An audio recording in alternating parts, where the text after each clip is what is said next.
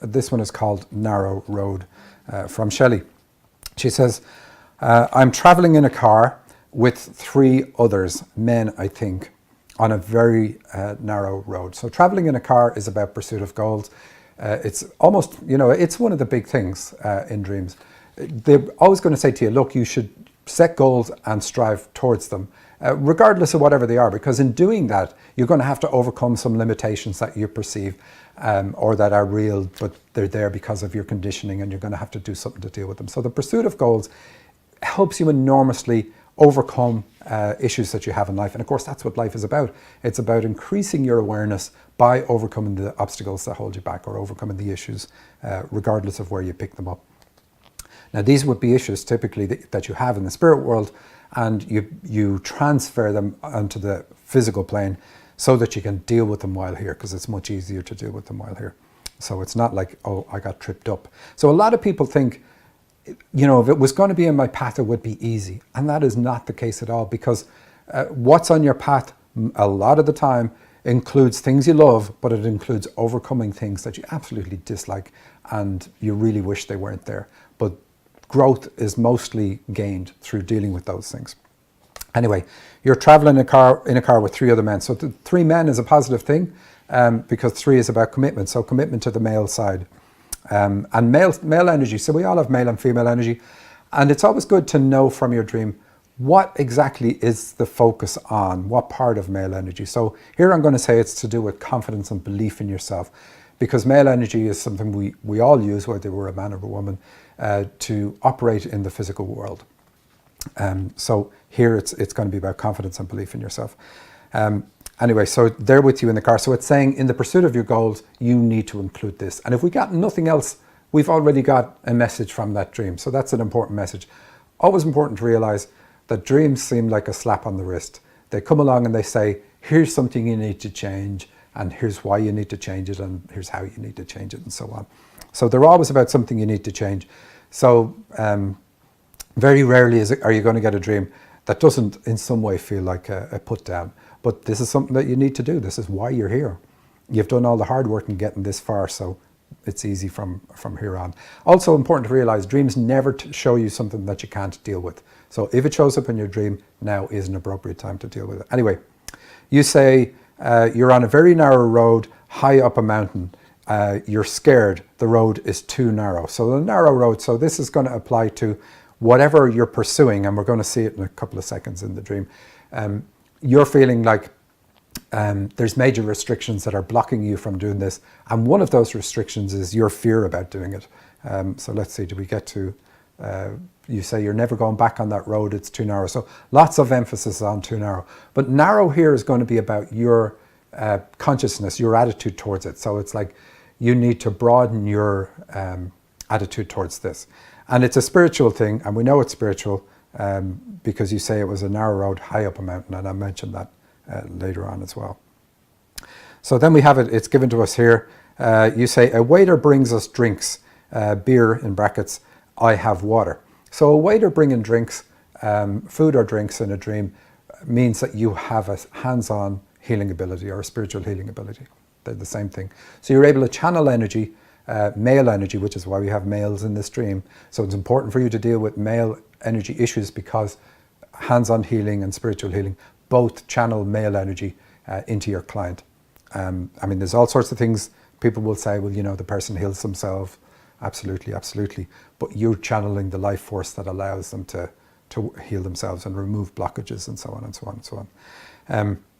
Anyway, so that's what it is. So it's saying your approach to that is too narrow. So you're looking at that and you're restricting your view of it in some way. And because of the restriction, you're making it harder to achieve that goal.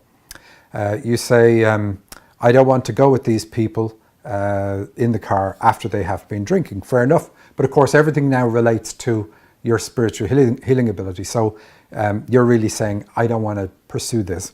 And then drinking, of course, is like numbing themselves to their sensitivity. So it's about you, of course. Saying that, it's not right for me. It isn't something I should be doing. It's just a technique used in this dream. Later, you say, later I arrive at a high table. So this is really good in a dream, to arrive at a location. And even earlier you say, we get to the end destination. So this says, this is within your reach. You're right there. Both of the things, arriving and getting to the end destination. And then you say you arrive at a high table. And you also, like I said earlier, you say it's high up a mountain. So these are the things that you need. It's a spiritual ability. We know from the waiter anyway, but we know it's a spiritual ability because the emphasis in the dream is this is a high up location. It's about your higher self, and even the table is a high table. And then you say there are other people there, women, 2 or 3. My neighbour Diane is one of them. So I wrote and asked Shelley about Diane. I said, what comes to mind about her? And she says, she's not afraid to speak what is on her mind. She laughs easily, even if it is at herself. So that's an important one. We'll come back to that. Laughs easily, even if it is at herself. But when you see people in dreams, and really predominantly you have a positive view of them, then you look at what is the most prevalent positive thing about that person. And they're in the dream to show you that you can do this. You have this ability yourself, the ability to laugh at yourself, and to speak what's on your mind. So obviously, not obviously, but more than likely, you're holding yourself back, and you would have difficulty if other people were to laugh at you or to not take you seriously. So that's probably a good way to put it. Don't take yourself too seriously. So she's there for that reason. You're everything in the dream, so that's why we can say that's what Diane represents for you. There is a mountain in front of us, and of course the mountain indicates the difficulty in achieving this. There's a mountain in front of us. John, Diane's husband, scales the mountain. He is naked. Okay, so let's see, what have we got here? John scales the mountain. So I asked again, what are John's traits? And you said the most positive character traits that John has are he listens to what others have to say and is forthright in his opinions. And here's the important bit, he's open to different ideas, not rigid in his thoughts. So again, the dream is saying, look, be like these people, not just be like them. It's not that you have to copy them. It's you have these traits, you just have them suppressed. You can't dream about a trait that you don't have. So it's saying you can get to this space yourself. So that's really good. So back to the dream, you say he's naked. So being naked in a dream is about not dressing something up. Clothes represent attitudes or a role you adopt towards the subject matter of the dream. So here it's saying don't dress it up. Be yourself. Don't be afraid for people to see you as you are. And of course he's male, so it's all emphasis here on the male side. So your male side, put yourself out there. Be confident. Be who you are. And it doesn't matter what other people think about it. Anyway, you say he doesn't seem to realize that there are people watching him. He reaches the top and turns around. He doesn't seem to care that he is naked again. And that's the way you need to be. Don't care what other people think. Don't care that other people are watching you. Of course, you're your own worst critic. We often are. And of course, it's best when you're your own worst critic because then you can do something about it. Now, here's the thing. If you are a critic, if you do criticize yourself a lot, it's quite often difficult to just switch that off. So you need to look at where do you get this trait from? Was it dad? Was it mom? And do something to eliminate that critical part of your nature because you're using it against yourself. And the reason I say it's difficult to let it go sometimes is because you say, okay, I'm just going to let that go. But then you fail. You know, you might succeed for a couple of days and then you fail. You find yourself criticizing yourself about something and then you beat yourself up even more because you find yourself criticizing yourself. So it's kind of hard to just switch it off, but with a bit of work you can do it. Anyway, he reaches the top and turns around. So this is all what you can do.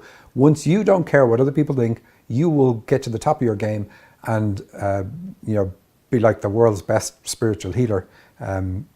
You'll overcome every obstacle that could possibly be in your way because he scales the mountain. And the way it's even said, it's like it's an easy thing for him to do. Let's see, where have we got? He doesn't seem to care that he's naked. The women are smiling and laughing. I walk away. So of course, because of what you perceive other people to be doing, you want to let it go. So again, and it may be, you could say to yourself, well, I'm not afraid of the spiritual field. I could see myself, giving readings, doing tarot readings or whatever it happens to be. And that's quite often the case. We want to do something other than the very thing we came here to do. And we see or think that that's going to be easier. But the important point here is, you have picked doing the spiritual healing for a reason, because of the obstacles it's going to force you to overcome in order to bring it in and bring it in spades. So stick with it. It's important that you stick with it because that's the one you've picked. It's part of your path. And then you say, I start to walk down that very narrow mountain road that I came on. The road itself is dark gravel. Okay, so a dark gravel road, this is going to be about your own elimination system. There's a bit more to it than that. So it's saying, look, if you start working on other people, start helping other people, healing them, then you're going to overcome or heal your own elimination system difficulties. So that's really a positive thing to do it. And if you think about it, if you're channeling healing energy through your body so that you can channel it into other people, you do get the benefits of that. And in fact, it's also important to realize if you have a hands-on healing ability and you don't use it, you can actually become ill from not using it because there is so much energy in your body.